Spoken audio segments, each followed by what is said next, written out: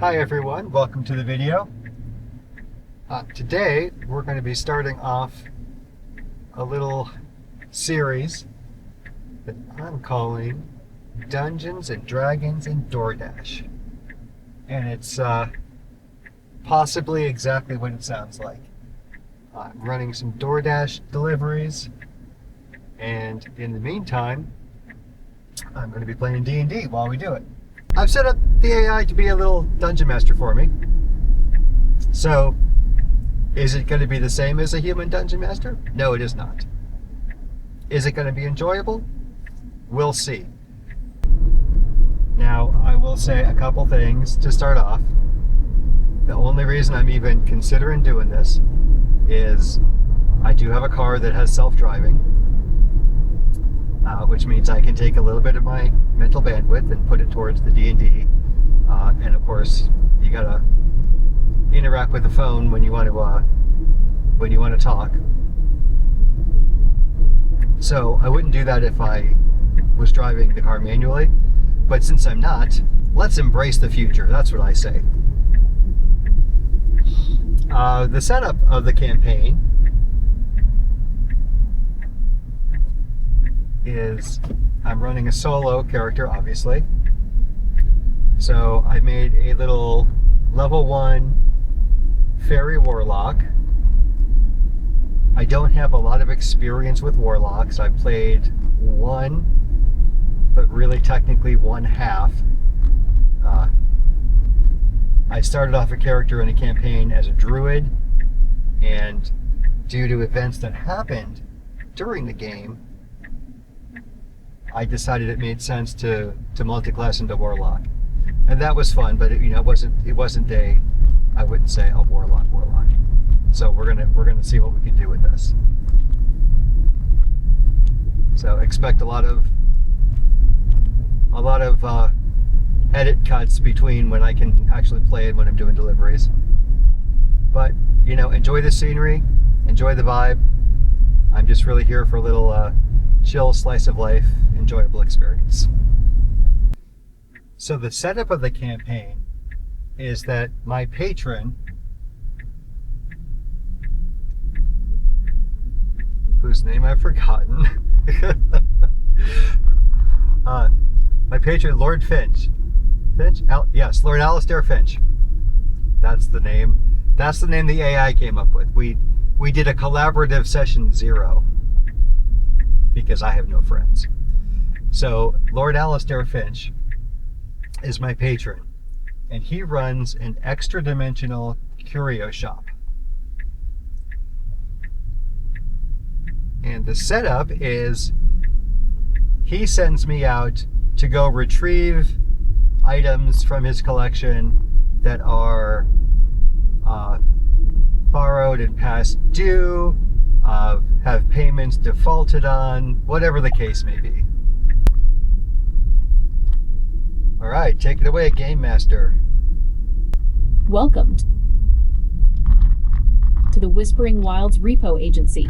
Your ledger is clean, your flying speed is clocked at a crisp 30 feet, and your magical, non-feathered fey wings are stretched and ready for action. Behind the scenes, I have loaded your level 1 fairy warlock stats, your 13 AC, 11 hit points, your trusty Eldritch Blast, and your ability to conjure a packed weapon right into your hand at a moment's notice. I will be handling all the mechanics, dice rolling and record keeping silently while you drive, keeping the focus entirely on the story, and keeping you updated on any exact damage numbers. Let's begin. Adventure 1, The Sunken Stump Bistro. The sun-drenched canopy forest lives up to its name. Shafts of brilliant golden sunlight pierce through a massive ceiling of emerald leaves, illuminating a vibrant forest floor teeming with glowing wildflowers and oversized, neon-colored mushrooms. The air smells wonderfully of pine needle tea, caramelized onions, and just a hint of scorched garlic. You are standing on a mossy path right at the forest's edge when the bushes rustle. Stepping out with immense poise is Barnaby. He is a remarkably stout badger, wearing a perfectly tailored, plum-colored velvet waistcoat with a tiny silver pocket watch chain looping into his pocket. He adjusts a pair of wire-rimmed spectacles on his snout and looks up at you, offering a polite, dignified nod. "Ah, you must be the recovery agent Lord Finch promised," Barnaby says, his voice a rich, smooth baritone. "Thank goodness. I am Barnaby, lead culinary critic for the Daily Burrow, and I am on a mission of absolute mercy to save the gastronomic arts from that charlatan, Chef Gribble. Barnaby huffs, dusting a speck of pollen off his velvet lapel. The brute has occupied the sunken stump, a magnificent hollowed-out redwood stump, just a quarter-mile up this path. He's turned it into an open-air bistro, but it is utter chaos. Gribble has zero palate. He relies entirely on the Everbake skillet to do the work for him. The skillet magically seasons and cooks everything to perfection, allowing him to masquerade as a culinary genius while treating his staff like garbage and giving honest critics like myself atrocious reviews. He pulls out a tiny, rolled-up blueprint from his waistcoat and holds it open for you to see. Here is the layout of the Sunken Stump Bistro. The front canopy, the waiting area. The main path leads straight to a gated host stand. It's heavily guarded by Gribble's chaotic goblin cousins who act as bouncers. They are currently turning away anyone who isn't on the elite VIP guest list. The dining floor, the wide open-air center of the hollowed stump. It's packed with eccentric, wealthy forest creatures dining at high-end wooden tables. The goblin waitstaff are running around, dropping trays, spilling soup, and causing a scene. The kitchens, the back area. Located at the very rear of the stump, behind a set of swinging wicker doors. That is where Chef Gribble resides, barking orders and hogging the skillet. Barnaby rolls the blueprint back up and tucks it away, looking at you with intense seriousness. The bouncers at the front are incredibly stubborn, but the bistro is so chaotic right now that a clever fairy could likely find an alternative way inside. If you can sneak, talk, or muscle your way in, get to the kitchen and strip that tyrant of his skillet, the culinary world will forever be in your debt. He steps aside, gesturing up the sunlit path toward the faint sound of clinking glasses, shouting goblins, and the mouth-watering aroma of five-star cooking. The stage is set, dash hotly. Your car vlogging rig is rolling, your path is clear, and the Everbake skillet is waiting. Barnaby, my new best friend, I greet him. You wouldn't happen to be on the VIP list now, would you?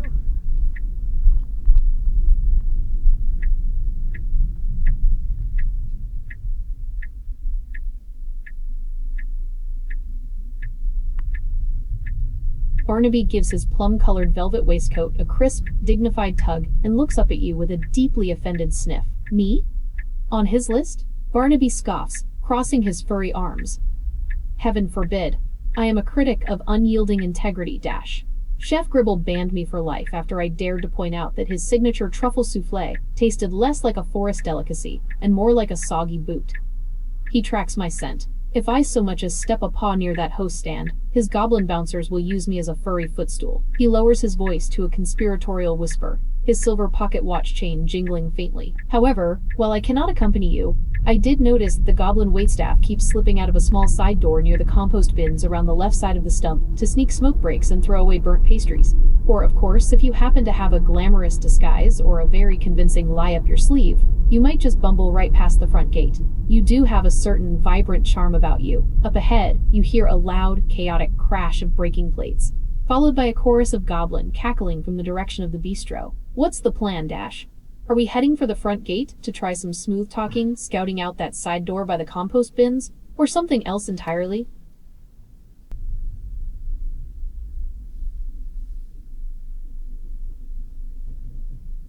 Dash will approach the restaurant boldly and confidently right up to the front door. I'll pause when I get to the maitre d' station, fold my arms in front of me, look around with a concerned look on my face. I will observe. This is concerning, indeed. And then I'll look at the maitre d' and address him directly.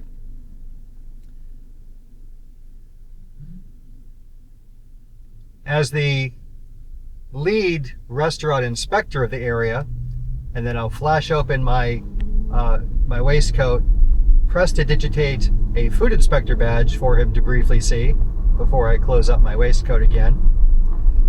I'm going to need to take a look around. Pardon me, and I'll walk right past him. Bold, confident, and utilizing a little flash of magical bureaucracy. I love it. You strut confidently up the sun-drenched path, your fey wings fluttering with absolute authority as you approach the grand entrance of the Sunken Stump Bistro. The front gates are woven from thick briars and flowering vines, framing a podium made from a giant, hollowed-out pumpkin. Standing behind the podium is the maitre d', a scrawny goblin wearing a comical, oversized black tuxedo jacket that drags on the ground, a slicked-back green mohawk, and a monocle that keeps popping out of his eye. His name tag reads Gorg. Next to him stand two burly goblin bouncers holding spears made of sharpened fondue forks. You pause. You fold your arms. You give the area your best, most devastatingly disappointed. You scan the entryway, looking deeply concerned at the state of things. Gorg immediately tenses up, his large ears twitching as he drops his guest list quill. Hey! Whoa, tiny fairy person. Gorg stammers, adjusting his monocle. You can't just walk in here without. You cut him off, boldly addressing him as the lead restaurant inspector, flash your waistcoat open, and cast prestidigitation. A brilliant, official-looking silver badge, complete with an engraving of a crossed fork and spoon, and a very authoritative crown, flashes into existence, glittering under the sunbeams before disappearing as you snap your coat shut. Behind the scenes, I am rolling a charisma, deception, check for you, with your +4 modifier against Gorg's passive insight. Gorg's eyes go wide as saucers. His jaw drops so low it nearly hits the pumpkin podium. The two bouncers look at each other, instantly panicking, and accidentally clank their fondue fork spears together. An inspector? Gorg shrieks in a high-pitched, terrified whisper. From the Department of Health and Deliciousness? Oh, unbaked dough. Oh no. Chef Gribble didn't say anything about an inspection today. You offer your stern, "Pardon me," and brush right past him. The bouncers actually step backward, tripping over their own oversized shoes to clear a path for you. Gorg frantically waves you through, sweating profusely. Yes, of course. Right this way. Your Eminence, please don't look at the floor. Or the ceiling. Or the soup. You step directly into the main dining floor. The inside of the redwood stump is breathtakingly massive, open to the beautiful blue sky above. It is also an absolute madhouse. Rich forest creatures, including a pair of snobbish-looking porcupines in silk robes and a massive, refined grizzly bear wearing a napkin like a bib, are seated at polished stump tables. Meanwhile, dozens of goblin waiters are zipping around like chaotic pinballs. One goblin is currently riding a runaway wooden serving cart. Another is trying to extinguish a flaming baked Alaska with a goblet of wine. The air is thick with the scent of 5-star garlic butter, but the noise level is deafening. At the far back of the room, you see the swinging wicker doors leading to the kitchen, from which you can hear a loud, raspy voice screaming, "More butter! It needs more butter, you lazy turnip heads." You are inside the dining room, Dash, and the staff thinks you hold the power to shut them down. What do you do next? I'm going to wander around the dining room and observe the patrons and the waitstaff. I'll be making my way toward the kitchen. When I get to the kitchen, I'm going to prestidigitate the flame beneath the ever-baked skillet to go out.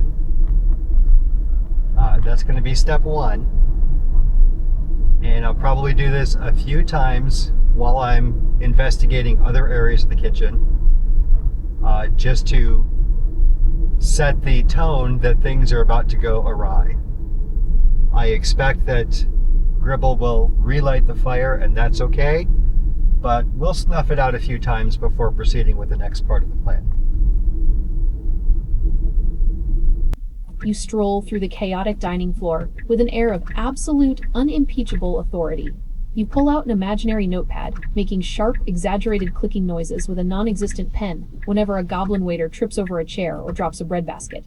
The wealthy patrons look at you with wide, nervous eyes, whispering to each other as you glide gracefully past their tables toward the back of the establishment. You reach the swinging wicker doors and push right through into the kitchens. The kitchen is a whirlwind of steam, smoke, and shouting. Goblins are chopping vegetables with reckless abandon, tossing ingredients wildly into the air. In the center of it all, standing on top of a stack of thick cookbooks to reach a grand marble-topped prep table, is Chef Gribble. He is a stout, furious goblin, wearing a puffy white chef's hat that is entirely too tall for him, and a stained apron that reads, "Kiss the chef or else." And there it is, resting right in front of him, the ever-baked skillet. The heavy, cast-iron artifact is glowing with a warm, magical aura.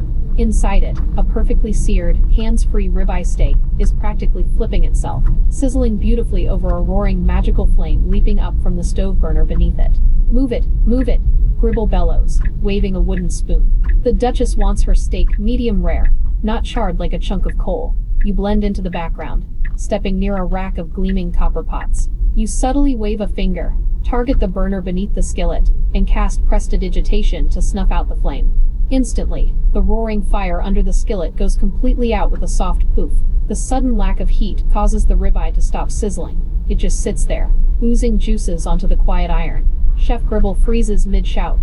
He blinks, looks down at the dead stove and scowls. What the? Hey! Who turned down the heat? You, Pip? Check the gas line. Gribble grumbles, grabs a match, strikes it against the table, and turns the knob to relight the burner. Whoosh! The flame roars back to life, and the steak resumes its magical, self-flipping sear. While he is distracted and yelling at Pip, you casually saunter over to the pastry station, examining a tray of deflating soufflés and making a very loud, performative sound.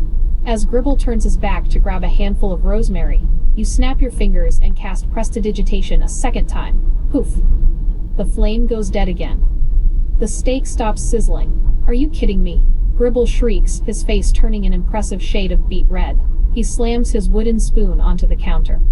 The grease is congealing. The sear is dying. I swear by the great under oven, if someone is playing a prank on me, I'll turn you into goblin sausage. He furiously strikes another match, muttering curses under his breath, and cranks the knob back up, glaring suspiciously at his trembling line cooks. The fire erupts again, but the rhythm of the kitchen is completely derailed. The cooks are panicking, orders are backing up, and Gribble's blood pressure is clearly hitting maximum capacity. Things are beautifully primed to go awry. While Gribble is distracted trying to baby his flame, you have a perfect moment to investigate the rest of the kitchen layout before you make your next move. What would you like to look for or do next? Oh, let's lean into the prestidigitation. While I'm pretending to examine some of the kitchen racks, let's have the Duchess's steak give off a foul odor, that of sweat socks that have been seeped in fish oil. Oh, this is absolutely devious. You are playing this inspector angle to perfection. While Chef Gribble is aggressively guarding the burner knob, muttering threats to his line cooks, you casually drift over to a basket of root vegetables near the center island. You pick up a massive, muddy turnip, turning it over in your hands with an air of deep, professional disapproval. With a subtle flick of your wrist, you target the beautifully searing ribeye steak inside the ever-baked skillet, and use your third cast of prestidigitation to create a non-harmful sensory effect, a truly cataclysmic odor. Instantly, the mouth-watering scent of garlic butter and rosemary vanishes, entirely replaced by a thick, invisible cloud of pure, unadulterated stench. It smells exactly like a pair of woolen gym socks that have been marinating in a warm bucket of rancid fish oil for 3 weeks in the sun. The foul odor hits the kitchen like a physical wave. A line cook chopping carrots immediately drops his knife, gags, and clutches his stomach. Another goblin drops a bowl of whipped cream right onto his own shoes. By the rot! Chef Gribble yells, pinching his large green nose shut with his fingers, his eyes watering instantly. What is that? Did someone leave the grease trap open? Did a swamp rat crawl into the ventilation? He sniffs the air frantically, follows the stench right to the center prep table, and leans over the skillet.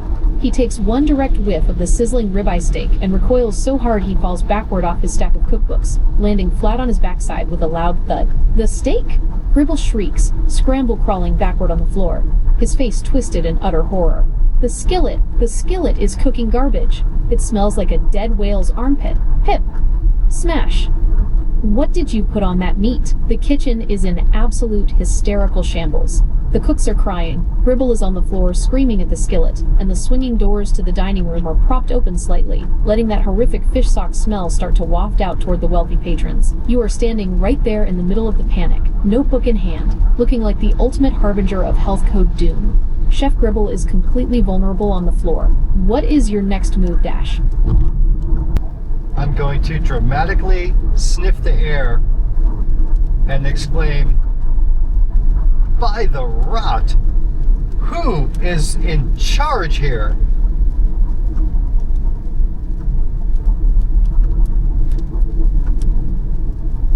You step forward with perfect, theatrical timing, drawing yourself up to your full, small-sized fairy height. You take a sharp, dramatic sniff of the rancid fish sock air, wrinkle your nose in absolute exquisite disgust, and let your voice ring out over the clatter of the chaotic kitchen. By the rot, who is in charge here? The effect is instantaneous.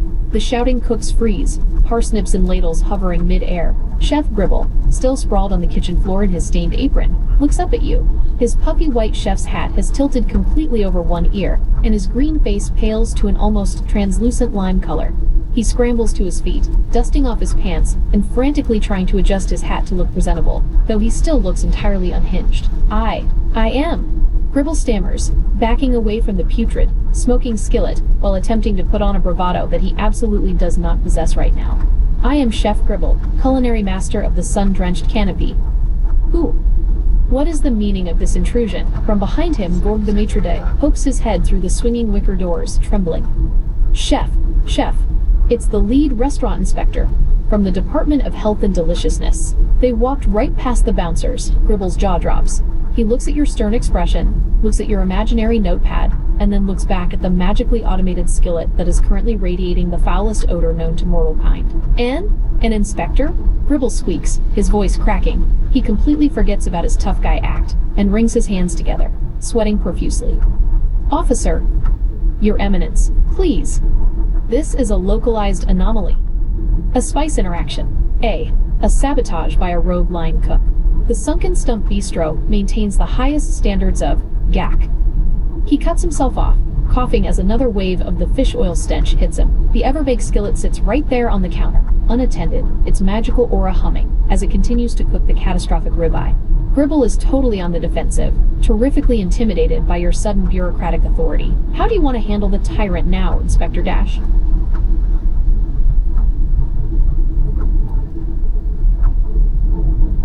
I'm going to pretend to notice the skillet for the first time. And I'm going to take a few moments to watch it as it is automatically cooking the steak. I'm going to slowly turn my head back toward Gribble. Are you magicking the meals instead of actually making them? You slowly turn your gaze away from the trembling chef, your eyes landing on the center prep table. You step forward, deliberately pacing over to the Everbake skillet as if discovering it for the very first time. You lean in slightly, clasping your hands behind your back, and just watch it. For a few agonizingly quiet moments, you observe the cast iron artifact magically humming, flipping, and automated LY searing the putrid steak entirely hands-free. The silence stretching across the kitchen is deafening. The line cooks hold their breath.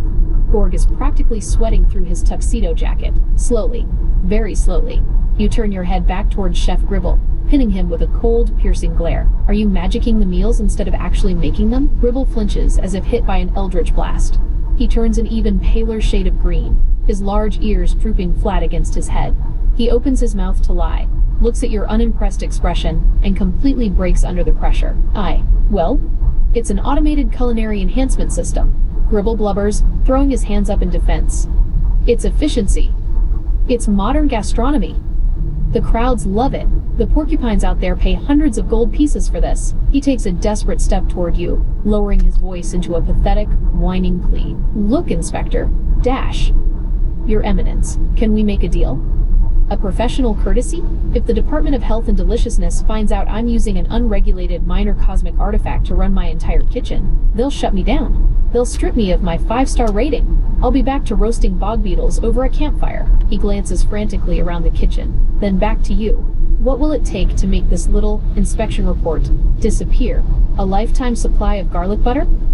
The VIP booth? Name your price. The tyrant is completely cornered, desperate, and practically offering the skillet up on a silver platter if you play your cards right. How does Dash Hotley respond to a bribe?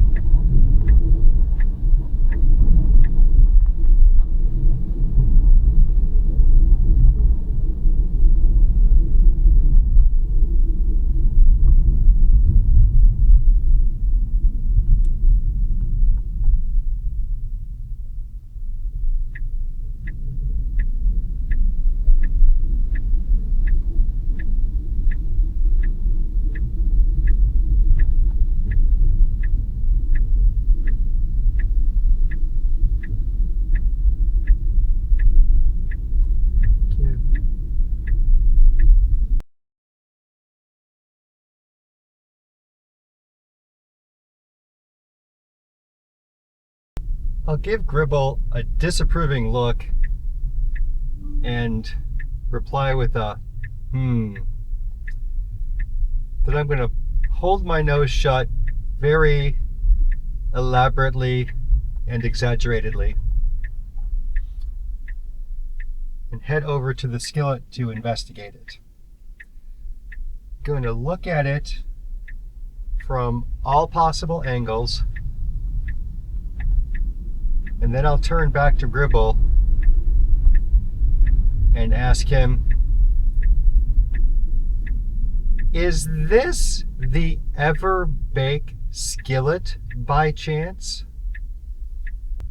You let out a slow, deeply unimpressed pinning Chef Gribble with a glare so cold it could freeze a fire elemental. You then lift your free hand and elaborately, aggressively pinch your nose shut, letting out a muffled, theatrical groan. Holding your breath, you march back over to the center prep table to inspect the artifact. You duck low to look at the cast iron underbelly, tilt your head 90 degrees to examine the magical runes etched into the handle, and circle it completely, treating it like a highly volatile toxic hazard. Finally, you snap back upright, release your nose with a sharp gasp of fresh air, and turn a piercing gaze back to the trembling chef. Is this the Ever-Bake skillet by chance? Gribble's remaining confidence completely evaporates. He squeaks, his large green ears pinning flat against his head, and he looks like he might faint right into a pile of mashed potatoes. You know of it? Gribble stammers, backing up until his spine hits the brick pizza oven. I mean, no, never heard of it. It's just a standard, regular, okay, fine, yes. Yes, it is. Please don't write that down in the ledger. How do you even know about the skillet? It's a totally confidential, highly exclusive culinary acquisition. Behind the scenes, Gribble is so thoroughly rattled by your inspector persona that he is practically ready to jump out a window to avoid the department. He has absolutely no idea you're actually a repo agent working for his cosmic landlord, Lord Alistair Finch. The skillet is sitting right there on the counter. Gribble is backed up against the wall, paralyzed with fear, and the rest of the Goblin Kitchen staff are waiting with bated breath to see what the terrifying lead inspector does next. What is your move, Dash?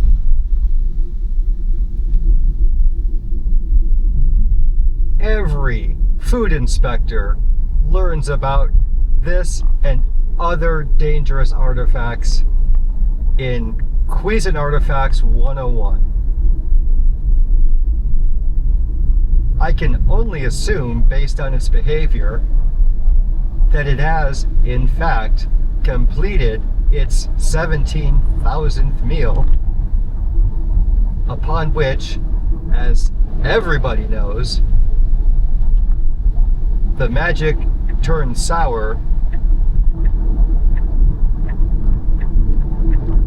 and it only cooks up cursed dishes from that point forward. How irresponsible of you to endanger all of your patrons in such a manner.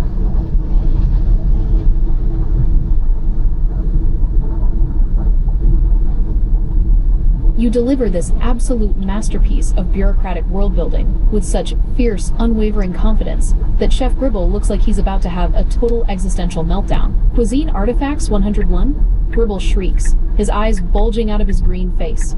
TH, the 17,000th meal? He looks back at the smoking, putrid skillet, then back to you, completely and utterly buying your brilliant lie.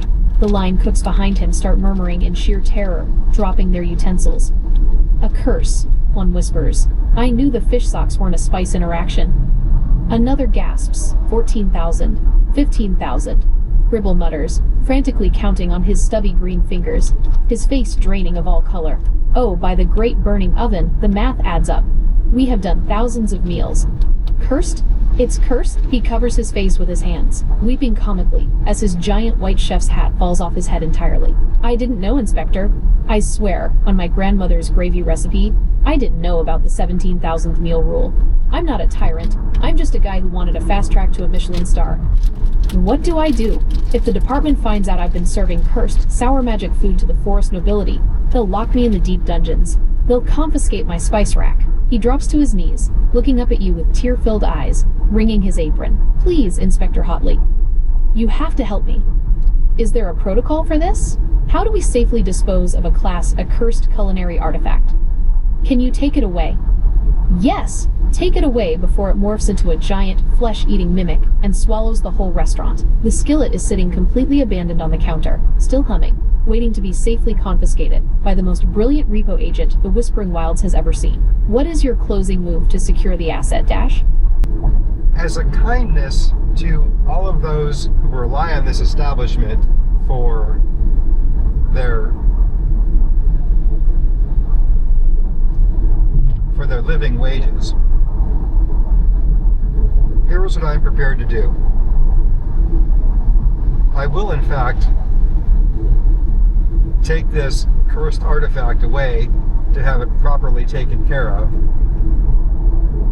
I'll pretend I didn't stop in for today's inspection. And we'll see how the next inspection goes. That one will be binding.